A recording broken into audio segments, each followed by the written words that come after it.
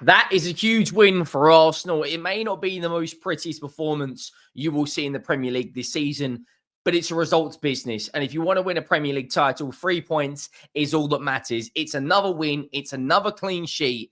It feels like I haven't said Arsenal have had a clean sheet in quite a long time. We will be doing a Chelsea match reaction straight after this as well. They're currently 2-1 down to Leeds. But this Arsenal-Aston Villa game on Saturday is going to be unbelievable. Aston Villa 2-0 down tonight.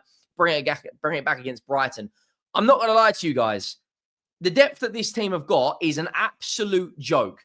That Arsenal team, bearing in mind, both centre-backs are out injured, right? Gabriel and Saliba. Nketiah looks like it really, really frustrates me that we didn't go and sign him because he looks a very, very good centre-back. Mosquera started today. Ben White comes in for Timber. Ben White registers an assist. But their bench today is an absolute joke. Timber, Eze, Saka, Gyökeres, Lewis Skelly, Norgard, Jesus, and even Wanyeri. You won't find a better bench for me right now than them in the Premier League. And you could even argue it right now. It's one of the strongest benches in Europe. They go out there, very physical game. Don't get me wrong. Brentford didn't have a huge amount of opportunities on goal. David Raya makes an unbelievable save. We're going to break it all down. Make sure you go down, drop a like on the video if you haven't already. We hit 1,000, 2,000, 3,000, 4,000 likes. And the road to 100,000 subscribers is well and truly on. So if you haven't already, could you go down, hit that subscribe button? Yes, I'm talking to you right there. Hit that subscribe button and let me know your thoughts on Arsenal 2, Brentford 0.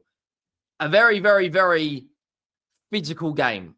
There were so many crosses that went into the box, set pieces. Brentford have got that long throw unlocked. These were the lineups. David Raya, Ben White, Calafiori, Nketiah, Mosquera, Odegaard, Zubimendi, Rice, Martinelli, Mikel Merino with a goal and an assist, and Noni Madueke.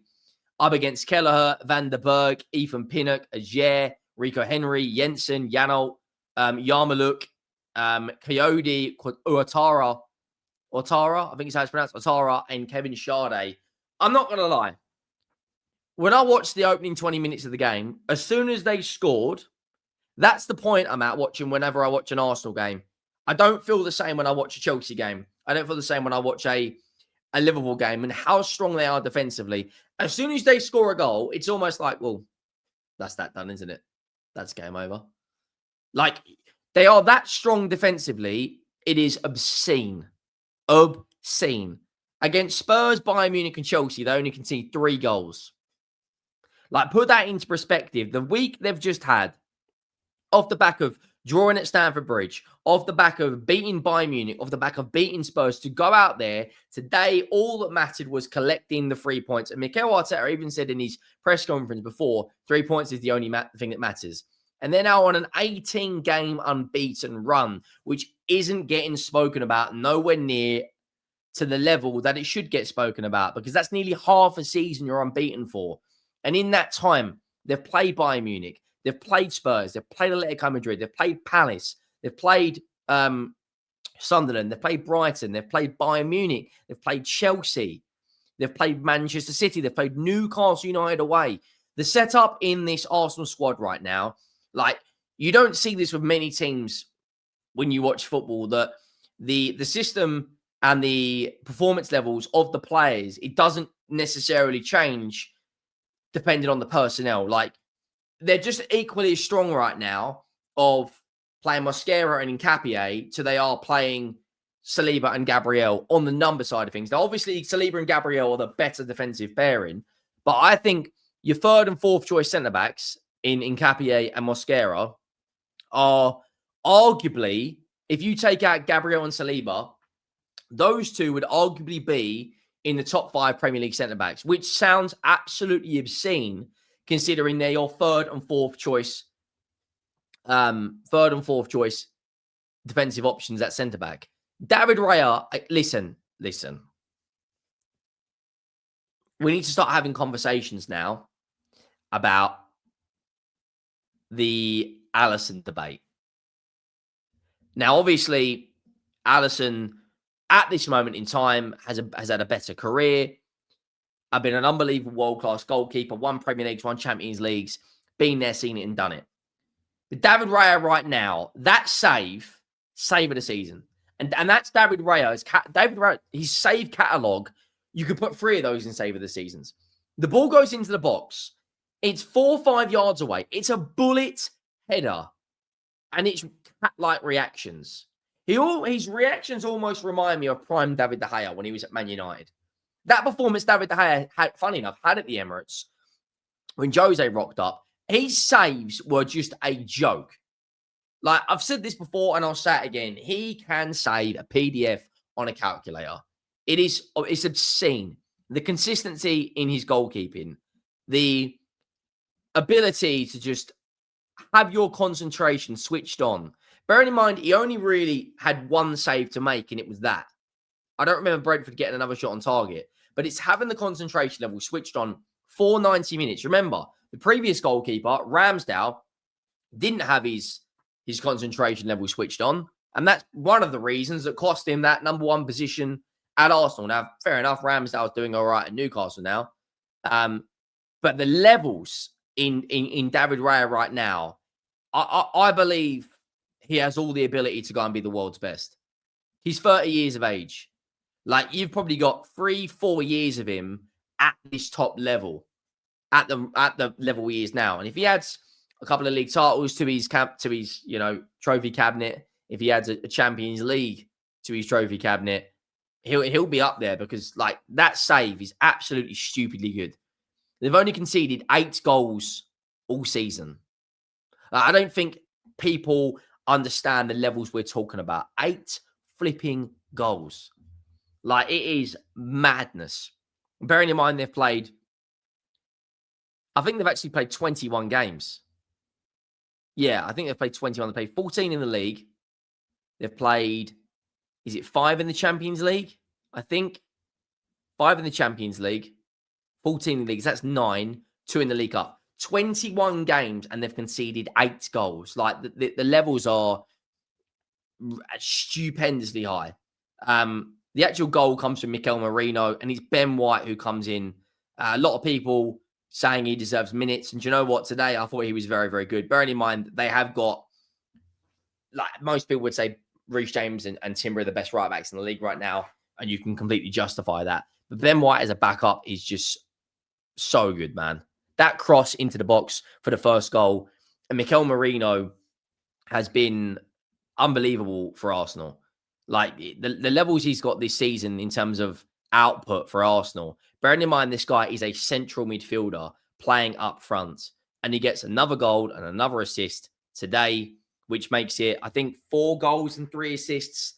Scored against Chelsea, scored today, got an assist today, got an assist against Spurs, got an assist against Sunderland, 2 goals against Slavia Prague. I think he's on 11 GA this season.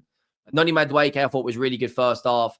But look, this is an Arsenal team without Timber, Saka, Gyökeres, Eze, Wanyeri, Saliba, Gabriel, Trossard, Havertz. Like, it's absolutely stupid. It really, really is stupid. Fair play to Keith Andrews, right? Because he gave a very, very good battle there. And bearing in mind, Brentford have a terrible away record in the Premier League. Their away record is very, very poor. I think when it comes down to the away record, they're in the bottom 3. They're 17th in the away table. They've played 7 games away from home, only won 1 and lost 6. But he made some attacking changes. He brought on Thiago, who's one of the highest goal scorers in the league. He gave as good as he got. He was really motivating that team to go out there and really give it as much as he's as much as he's getting. And he goes out there and they had a decent performance. I don't think that Brentford would know mugs today. They had some decent opportunities. It was physical in the midfield. But when you've got players like Declan Rice, who I'm a big believer of availability at times can be the best ability. And he started, I think, 13 of their 14 games, which is obscene. He's played in every single game this season, 2 goals and 3 assists. Just very, very, very consistent player. Really, really is. Today he goes out there and shows the levels. that he can get up to. Didn't get a goal contribution, had a couple of decent efforts at goal. There was one where he had the shot at the edge of the box, and Mikel Merino probably should have tapped it in, but he didn't. The same thing happened with Bukayo Saka. There was a shot at goal, probably should have tapped it in. Overall, Sunderland, wow. While we're recording this, Sunderland are 1-0 up at Anfield and Chelsea are 2-1 down. I'll bring up the live league table as we're recording this, but I just see that flash up on the screen. But in terms of Bukayo Saka, Arteta makes some good substitutions at the right time. Brings on Saka and Emirates around the hour mark to go and change the game and change the fortunes in Arsenal's favour. And that's exactly what they do. They go out there and like they go out there and really put on a decent performance for Arsenal in the second half. And Bukayo Saka gets his goal. It's a good finish from him. I mean, that makes it, 4 goals and 1 assist this season in 10 starts, which is one every other game. And he has been, very, very good. Gotten his assist against Bayern Munich, got his assist against Chelsea, was really, really good against us, but didn't get that goal contribution that he's looking for. But this game on Saturday against Aston Villa is going to be insane, because Aston Villa right now are on an unbelievable run. They've just beat Brighton 4-3 after being 2-0 down. They beat Wolves. They beat Young Boys. They beat Leeds. They beat Bournemouth. They beat Maccabi Tel Aviv. They lost to Liverpool. They beat Manchester City. Like I think they're on something like a 24-game unbeaten run at home, which it's going to be one hell of a game. It really, really is. But as it stands right now, Sunderland are sitting in 4th because they are 1-0 up away to Liverpool at Anfield, which puts Liverpool in 9th. That is the live table as we're recording it. Has there been another goal? No, it hasn't. But that is the goal. I'm not going to lie. It's Arsenal's title to go out there and lose. 7 goals conceded in the Premier League. The closest to that is Crystal Palace on 11. Like their closest rival in the Premier League, Manchester City, have conceded 9 goals more, and they conceded 4 of those 9 last night to Fulham in a game that could have finished 5-5. But let me know your thoughts down below. Make sure you drop a like. Make sure you hit that subscribe button. There will be a Chelsea match reaction straight after this, and I will see you next time. I am out.